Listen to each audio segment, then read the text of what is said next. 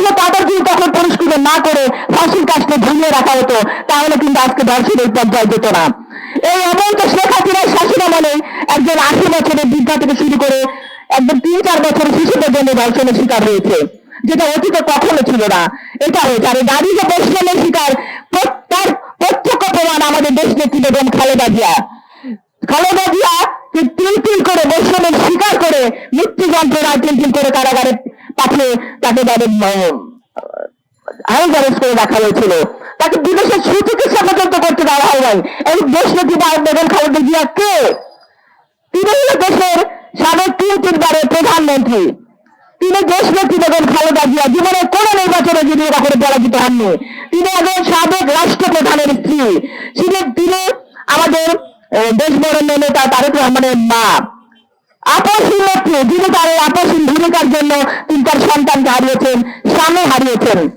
আজকে আমি শ্রদ্ধার সাথে স্মরণ করছি বহুদলীয় গণতন্ত্রের প্রবক্তা, স্বাধীনতার মহান ঘোষক, বীর মুক্তিযোদ্ধা, বাংলাদেশের প্রথম রাষ্ট্রপতি শহীদ প্রেসিডেন্ট জিয়াউর রহমানকে, যিনি নারী জাগরণের সূচনা করেছিলেন, যিনি নারীকে আজকে রাজপথে এনে দাঁড় করেছেন, সমাজের প্রত্যেকের সেক্টরে নারীর ভূমিকা অনস্বীকার্য করেছেন।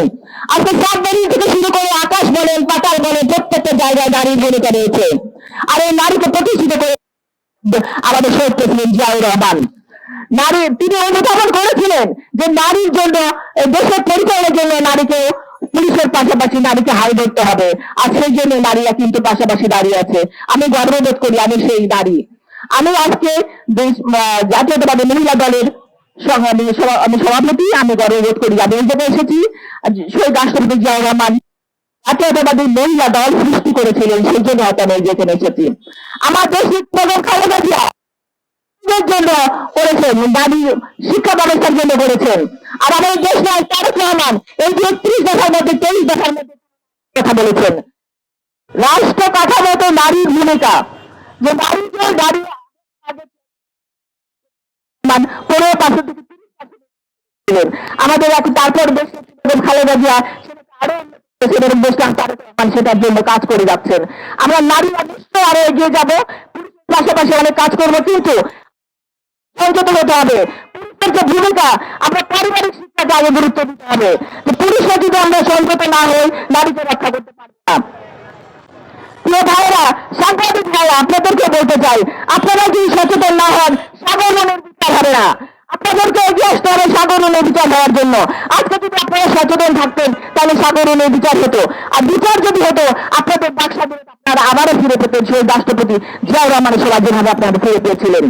তাই আপনাদের কাছে আমার অনুরোধ থাকবে, আপনারা নারী জাগরণের কথা বলবেন। প্রিয় ভাই, আজকে আমাদের হয়েছে, আমাদের এখন আমাদের মূল্যবান বক্তব্য রাখবেন আমাদের বিশেষ অতিথি এবং প্রধান অতিথি। আমি শুধু ধন্যবাদ জ্ঞাপন করছি যারা কষ্ট করে আজকে এসেছেন, তাদের আন্তরিকভাবে ধন্যবাদ এবং কৃতজ্ঞতা জানাই। এবং আমি আশা করব আমাদের নারীরা আবারও এগিয়ে যাবেন ইনশাআল্লাহ। আপনারা দেখেছেন মাগুরা যে ছোট্ট বাচ্চাটা কিভাবে তাকে ধর্ষণ করা হয়েছে, কিভাবে ধর্ষণ করে তাকে আজকে মৃত্যু পথযাত্রী নেতা হয়তো বাঁচবে কিনা জানি না। তো এই যে প্রাসঙ্গিক নির্যাতন, এটা তিল করে বেড়ে যাচ্ছে, এগুলো ঘরে ঘরে প্রতিরোধ করা হবে। আমি মনে করি মাগুরার যে ধর্ষক, তাকে ফাঁসির কষ্টে জনসেবককে ঝুলিয়ে রাখা হোক, তাহলে অন্তত দেশের মানুষ বুঝতে পারবে এই সরকার কাজ করছে ধর্ষকদের জন্য। তো আমি আন্তরিকভাবে অনুরোধ করবো এই সরকারের কাছে অন্তত এই ধর্ষককে দিয়ে তাদের বিচার কাজ শুরু করা হোক।